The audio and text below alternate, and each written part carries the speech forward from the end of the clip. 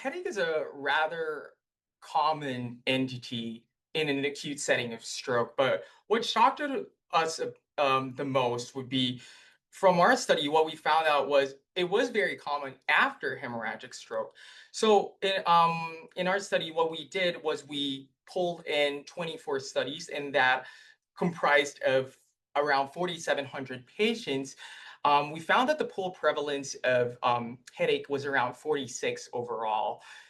It was higher in subarachnoid hemorrhage and lower after an intracerebral bleed. It's about around 36%.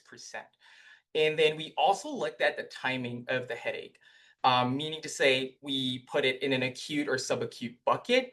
It's less than 3 months, or those that persisted after 3 months, being a chronic type of headache. And what we found out was around 37% of patients would have persistent headache lasting beyond the 3 month mark, whether it's years or even decades after having that stroke. And in terms of the mechanism, I'll be honest, I don't think there's one thing, though it's one general gestalt to summarize the pathophysiological biology as to why these patients would have headache after the stroke. What we learned through looking at the literature was that in subarachnoid hemorrhage, the biology tends to lean towards more of meningeal inflammation, downstream issues later on after having that stroke in terms of like CSF flow disturbances, intracranial hypertension, versus if you look at an intracerebral bleed, um, the main pattern there is more so disruption of the central pain networks in our brain, neuroinflammation, especially if the cortex of the brain is involved. So the most consistent clinical predictor that we found for our patients in the study that we pulled together was we found that headache at the onset had around 1.7 times the odds of developing persistent post-stroke headache.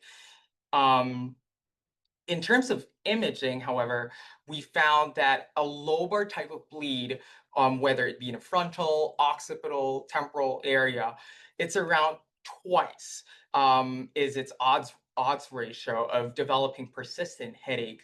And this fits with the idea that if it's a cortical involvement, there might be some central pain disruption that occurs that we haven't, discovered as of yet. In a molecular basis. A lot of the factors that we also looked into in terms of predictive pooled analyses, we looked into sex, we looked into history of hypertension, history of diabetes, even history of prior headache, and we didn't see any connection or association with these variables.